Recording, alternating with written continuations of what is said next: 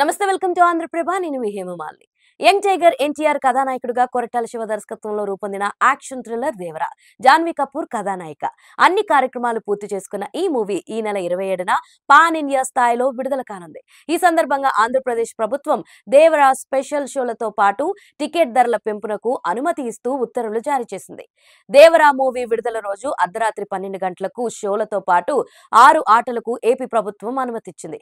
28వ తేదీ నుంచి 5 ఆటలకు పర్మిషన్ ఇచ్చింది. అలాగే టికెట్ ధరలను సైతం పెంచుకోవడానికి వెసులుబాటు కల్పించింది. సింగిల్ స్క్రీన్లలో జీఎస్టీతో కలిపి upper class 110, lower class 60, multiplex లో 135 వరకు పెంచుకునేందుకు అవకాశం కల్పించింది.